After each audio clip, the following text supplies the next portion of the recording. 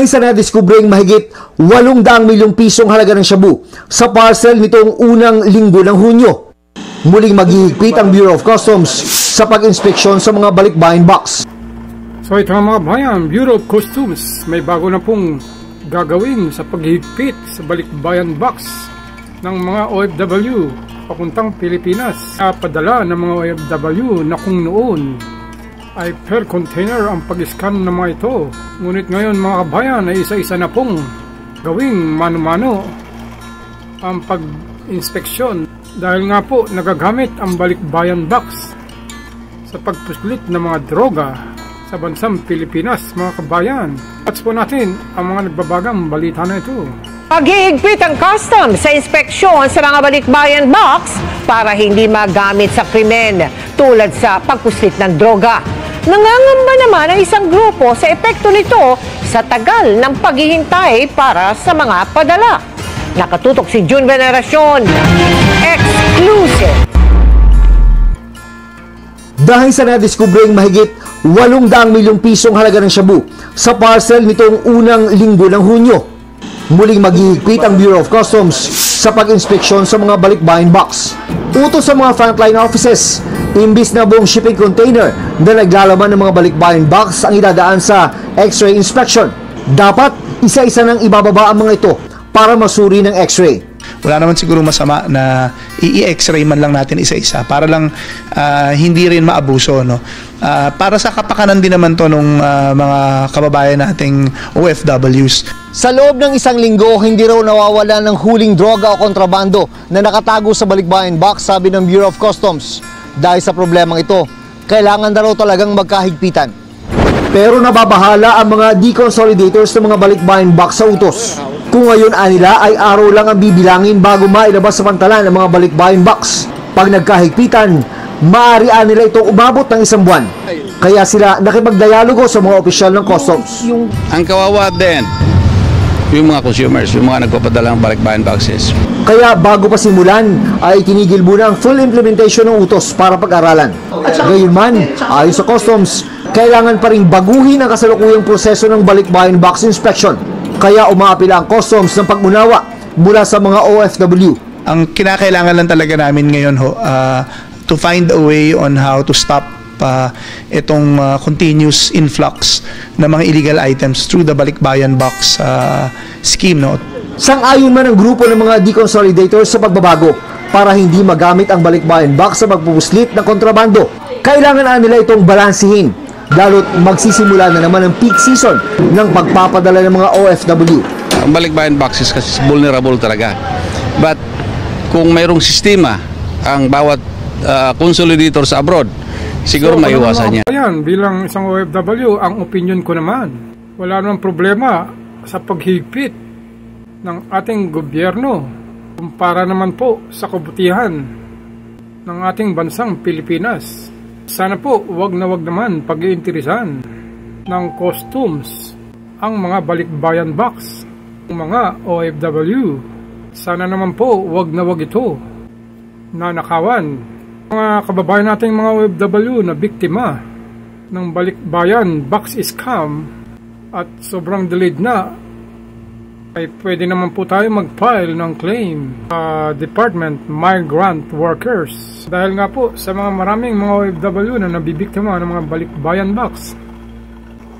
At yung iba naman, 2 taon na halos ay hindi pa rin dumarating. At magbabakasyon na lang silang muli ay wala pa rin ang kanilang mga balikbayan box. At yung iba naman ay inabandona ng shipping company na pinagpadalhan nila.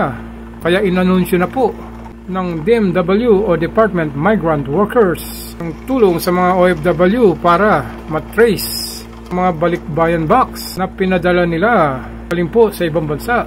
Yung iba naman na hindi na talaga matrace at napatunayan naman na nagpadala po kayo ng balikbayan box, ay may makukuha naman po kayong cash assistance sa DMW Migrant Workers na nagkakahalaga ng 10,000 pesos up to 30,000 pesos mga kababayan. Wow. Ngunit ang mga tanong ng mga OFW, paano naman sila mag-apply kung sila po ay isa sa mga biktima ng mga ito?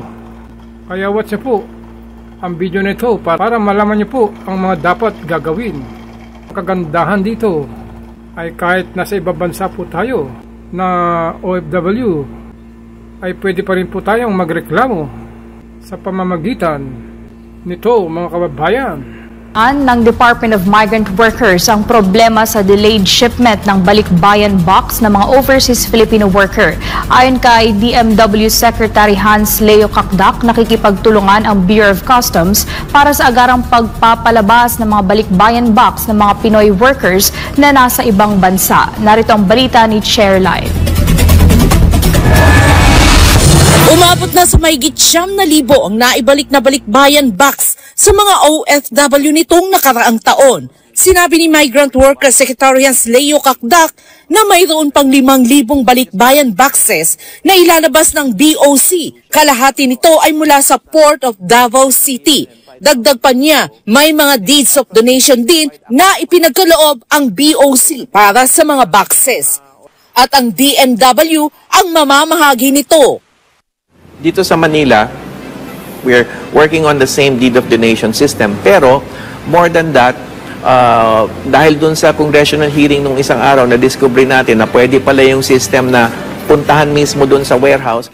Nitong linggo, natanggap na ng mga OFW ang karagdagang 42 balikbayan boxes na unang natenga sa Bureau of Customs. Bukod pa rito, bibigyan din ng financial na tulong ng DMW ang mga OFW na biktima ng balikbayan box scam. Sir, may mga nagtatanong sa atin regarding dun sa cash assistance na binibigay ng Department of Migrant Workers. Dito po sa mga tinaguran nyo ng balikbayan box scam victims.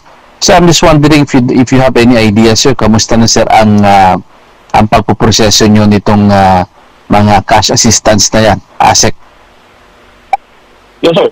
Sir, ang inaan po namin, inilabas po officially yung sir, hindi na ito isang project lang, ito po ay isang actual na programa na po ng departamento.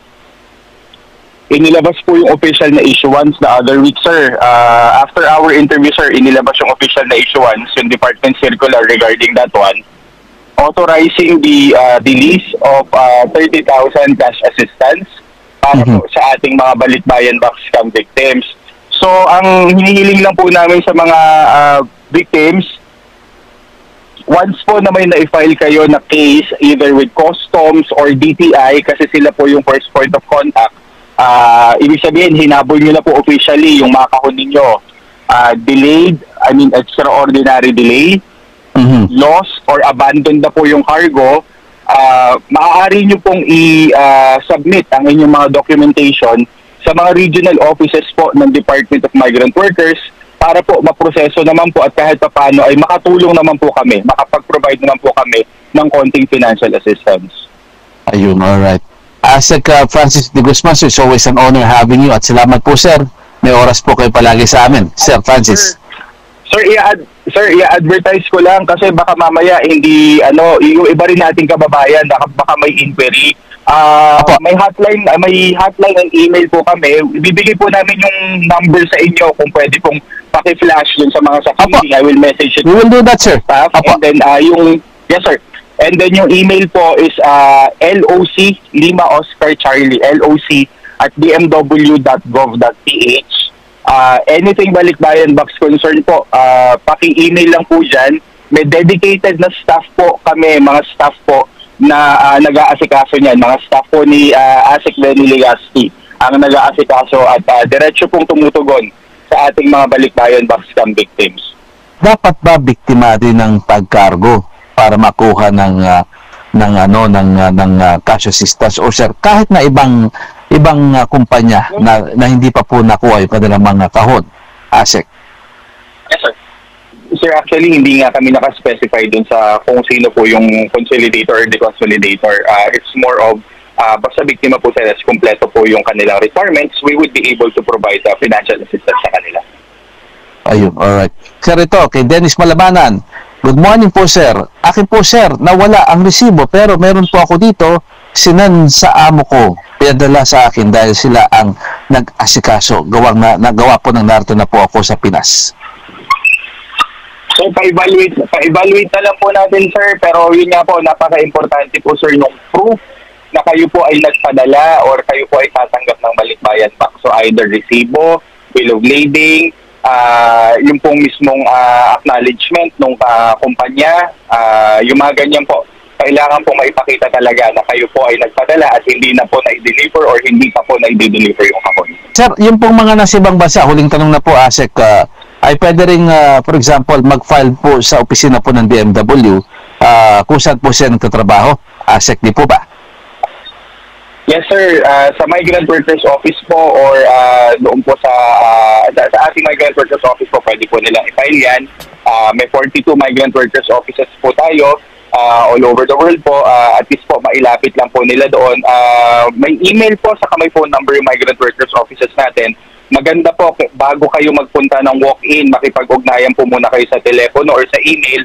Nang sa ganun po ay hindi po tayo magpapalik-balik if in case po hindi pa natin kompleto yung mga dokumento. OFW Hospital. Ayan, meron tayo.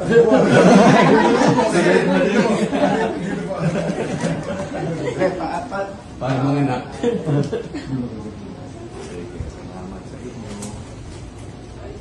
Malaki na palaking folder natin.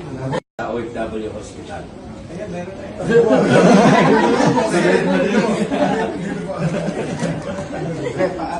Para mga anak.